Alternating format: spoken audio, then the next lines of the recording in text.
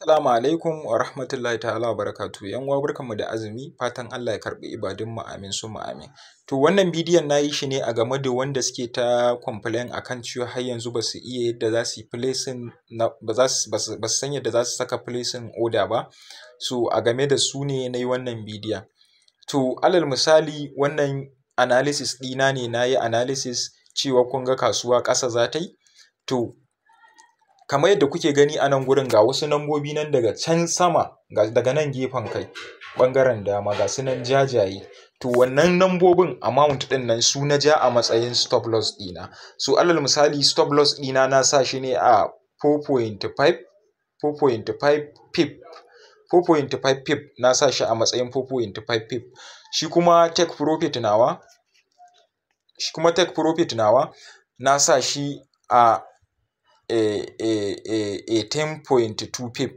Na sa shi a 18.2 pip.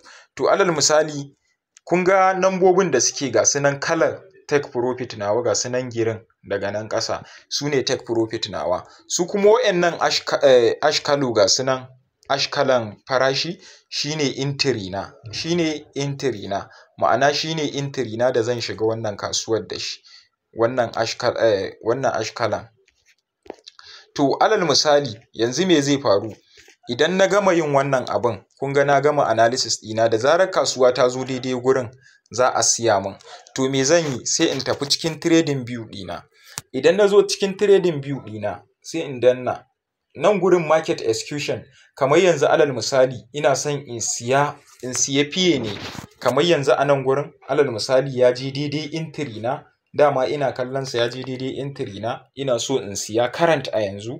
Kawai zan zo in rubuta ga wajen da ake rubuta lot size gashi nan gurin shine wajen lot size volume gashi nan, sai in zo in rubuta adadin lot size ɗina da zan yi using da shi. Alal misali zan yi using da minimum zan yi amfani da minimum micro kenan ko 0.01 shine minimum. Sai kawai sai in zo in rubuta stop loss ɗina a nan. Alal misali stop loss ɗina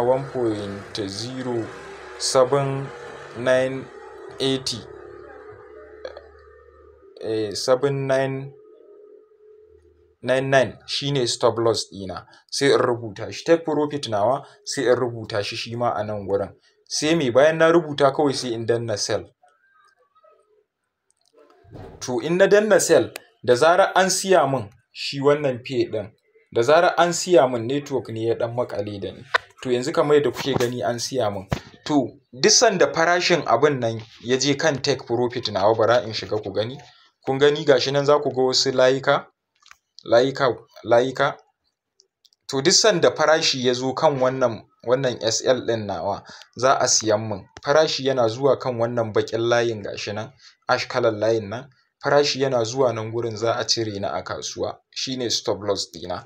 So ban shigar da take profit ba, amma dai kun ga gurin yadda ake shigarwa. To alal misali ina so zan sa zan sa order ne.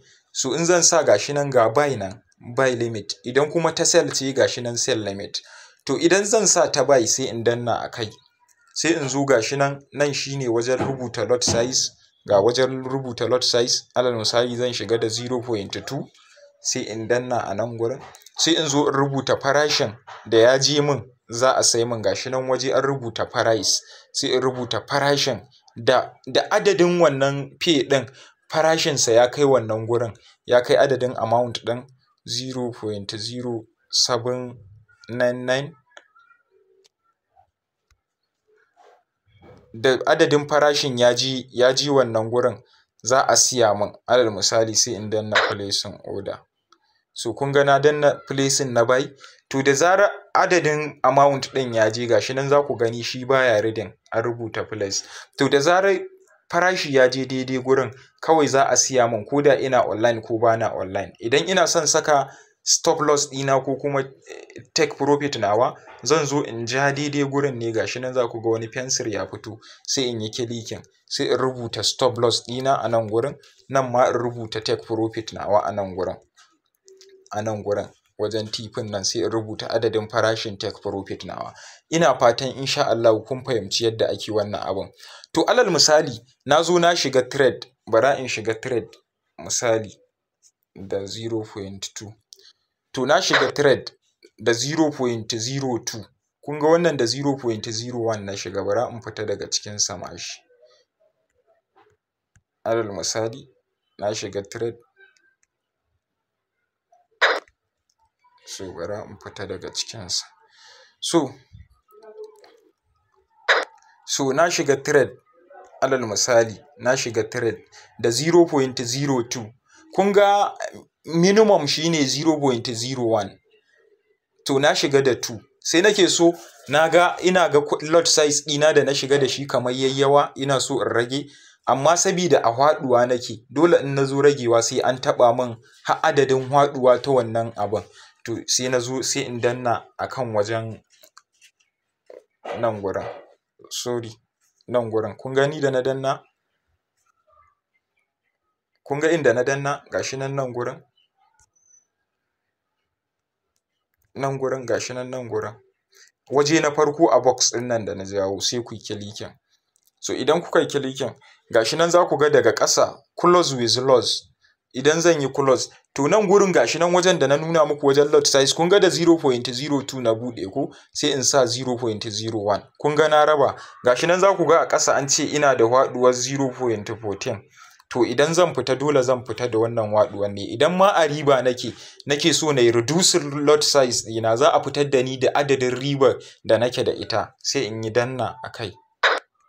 Kun ga still gani a cikin trade ɗin, amma an maida ni me buy ɗina gashi nan 0.01 a maimakon 0.02. Ina fatan kun fahimci yadda abin yake. Abin ba wani wahala ne da shi ba. So Allah ya taimake mu, ya sa mana albarka a neman mu. Amin summa amin.